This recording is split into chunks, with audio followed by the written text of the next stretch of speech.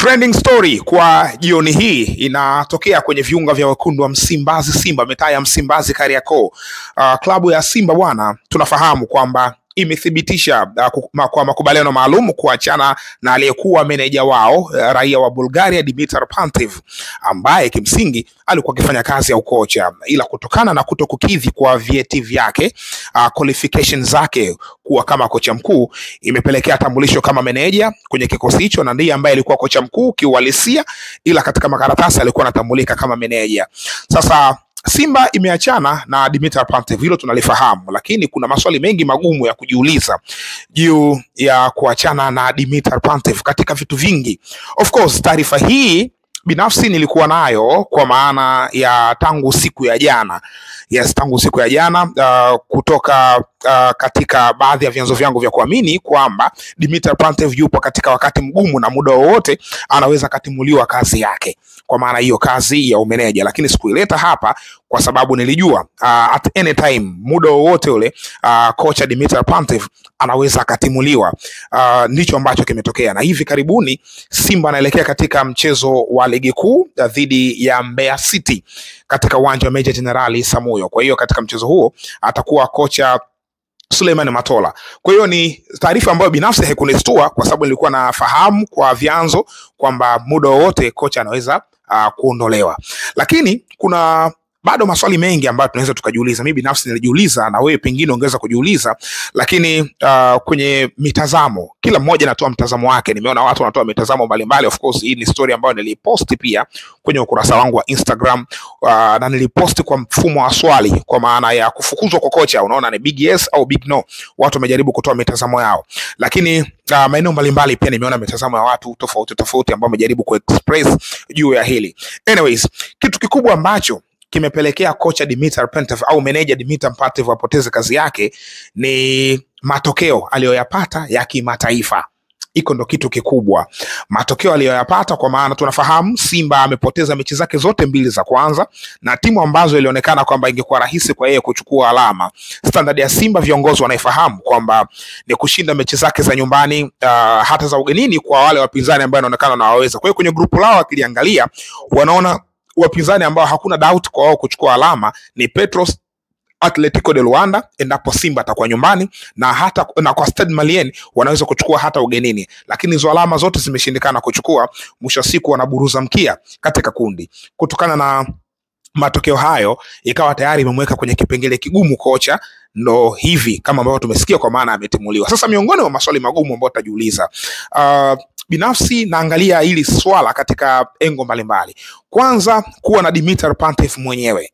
Dimitar Pantev ni kocha tukianza kwanza, kocha kwa maana ya kile ambacho alikuwa anakionyesha ndani ya Simba, ni kocha ambaye tangu ametua ndani ya kikosi cha Simba kutoka Gaborone United ya Botswana, bado hakuwa kocha wa daraja la kutisha, kwa maana ya Simba kuwa tishio sana, lakini wala Simba yake haikuwa dhaifu sana, ila ilikuwa inaonekana Simba ambayo inacheza tofauti katika mechi na mechi. Yaani unavyocheza kwenye mechi hii tofauti unavyocheza kwenye mechi nyingine. Labda kwa sababu kocha kukaa na timu kwenye pre-season, hivyo alikuwa anahitaji kuifahamu kadri muda unavyozidi kwenda. Kwa hiyo kwenye kesi ya performance ya timu kwa jicho la kitaalamu, huenda usimjaji, kwa sababu ziko mechi ambazo alicheza kwenye kiwango bora kabisa, na hususan za ndani kwa maana ya ligi kuu, lakini zipo mechi ambazo alicheza kwenye kiwango kisichoridhisha. Lakini sasa kwenye anga la kimataifa ndo amepoteza kabisa, eneo ambalo Simba wana daraja lao, wana kipimo chao cha kufanya vizuri. Sasa licha ya Dimitar Pantev kuwa na hayo mazingira ya kiufundishaji au ya kiuchezaji kwenye kikosi cha Simba, Dimitar Pantev ni kocha ambaye hana qualifications zinazotosha kwa yeye kusimama kuwa kama kocha mkuu katika mamlaka mbalimbali za kisoka, ikiwemo CAF kwenye mechi zao.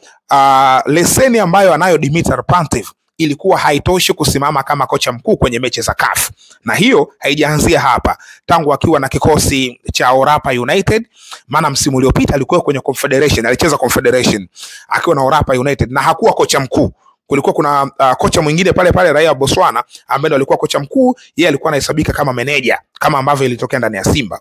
Kwa hiyo alikuwa ndani ya Orapa, baadaye akaenda Gaborone United, of course akwenda kwenye michuano ya kimataifa. Lakini baada ya kuingia Simba, limemkuta tena lile lile, manake endelee kuwa kama assistant, kama manager, manake hawezi kuwa kama kocha mkuu kwa sababu ya qualification. Sasa basi, klabu ya Simba ni klabu nambari 5 Afrika kwa ubora kwenye season iliyopita, kwa maana ya performance ambayo alifanya kwenye season iliyopita. Kwa season hii 2025-26 inashika nafasi ya 5 Afrika. Ingawaje kwenye live standing, kwenye ule msimamo moja kwa moja, Simba wameporomoka kiwango kimoja, wamesogea mpaka katika nafasi ya 6. Nafasi ya 5 wako Pyramids. Sasa Simba licha ya ukubwa wao, ukizingatia huo ukubwa wao ambao wako nao, klabu nambari 5 Afrika kwa ubora, klabu ambayo tayari imeshatengeneza CV ya aina yake ndani ya bara la Afrika, kama anaingia miongoni mwa ports za African Giants, licha kwamba sio kwenye wasifu, nazungumzia kwenye current performance, anaingia kwenye eneo la Giants wa Afrika, alafu wanachukua kocha ambaye hajakidhi na anakuja kuwa kama manager, hapo wenyewe tayari ilikwishakuwa ni changamoto. Yani kumchukua kocha ambaye mnafahamu qualification hana, anakuja kuwa kama manager kwenye timu, maybe kwa kutokujua au walijua, kwa sababu uweze kumsaini kocha ikiwa hana CV. Yani Dimitar Pantev wakati ambao anachukuliwa ndani ya Simba, CV yake Simba ilikuwa wanaijua. Maana yake walimchukua kocha ambao anafahamu juu ya qualification zake, uhitimu wake hautoshi kwa yeye kusimama katika mechi za CAF. Kwa hiyo ilishakuwa changamoto tayari ambayo iko ndani ya Simba. Sasa nani ambaye amemleta Dimitar Pantev, na ilikuwaje Dimitar Pantev aende ndani ya kikosi cha Simba? Trace, klabu gani kubwa wale African Giants ambaye ana kocha wa namna hii, kwa maana ya assistant manager ambaye ndio kocha? Trace, wapi utaiona hiyo? CAF walikuwa na maana yao waliposema qualification ziwe ABC, walikuwa wanajua wanachomaanisha, lakini hawa kwa maana ya Simba ameletwa kocha ambaye qualification zake zilikuwa hazikidhi kusimama pale. Kwa hiyo ni miongoni mwa maswali ambayo unaweza kujiuliza, nani ambaye alimleta Dimitar Pantev? Hiyo inawezekana kawa sio issue sana. Eneo la pili, hiyo performance ambayo tunaiona katika uwanja, of course wote sisi ni mashahidi, na hata mimi nilifanya session leo hii mapema juu ya kiwango ambacho wachezaji wanaonesha, na nilisema kwamba of course kuna quality haionekani ndani ya Simba, lakini pia ari ya kujitoa inaonekana ndogo ndani ya Simba. Ni kitu ambacho unaweza ukasema kwenye dressing room kocha ameshindwa ku control, lakini kwenye ligi kuu anafanya vizuri huyo kocha. Kwenye ligi kuu ameshinda kwenye maximum matches. Why kimataifa inaonekana kuna changamoto? Na kwa nini hiki kitu kimekuja kwa wakati huu? Ukiangalia ndio wakati ambao ndani ya klabu ya Simba, kwa maana ya uongozi wao, inaonekana haupo stable kwa maana ya migogoro ambayo inaelezwa kwenye vyanzo mbalimbali. Na tumeona hata kwenye mkutano mkuu ambao ulifanyika siku za hivi karibuni, tuliona mazingira ya sintofahamu. Wanachama walilalamika, walirusha maneno, wengine wanarusha maneno kwa mwenyekiti, wengine wanarusha maneno kwa mfadhili, kila mmoja ajaribu kutuma maneno katika eneo lake. Sasa hii instability haionekani kama inachochea kikosi kutokufanya vizuri katika pitch, kwa maana ya wachezaji kutokuwa na ari ya kujituma. Mazingira haya ambayo tunayaona kwa namna moja au nyingine hayachochewi na mazingira ya kimgogoro ambayo yako katika management, ambayo hayo yanaelezwa yapo katika management ya klabu. Haionekani kwa hiyo ni miongoni mwa changamoto. Kwa hiyo kuna maswali mengi ambayo unaweza kujiuliza kwamba Dimitar Pantev ameondolewa ndani ya kikosi, lakini je, performance ambayo ilikuwa inaonekana haichagizwi na haya mambo ya nje ambayo yanazungumzwa? Inawezekana tusijue in details, lakini hapo ambayo yanazungumzwa. Lakini je, CV yake ilikuwa inatosha kwa yeye kuwa pale? Kwa hiyo kuna maswali mengi unaweza kujiuliza, lakini finally ndio hivyo. Uongozi mwisho wa siku wao ndio wenye maamuzi ya mwisho, na ndio ambao wamewekwa pale kwa ajili ya kurepresent. Wao wanawakilisha wanachama na mashabiki wote wa klabu ya Simba, maana yake wanachokiamua wao ndio wamekiamua.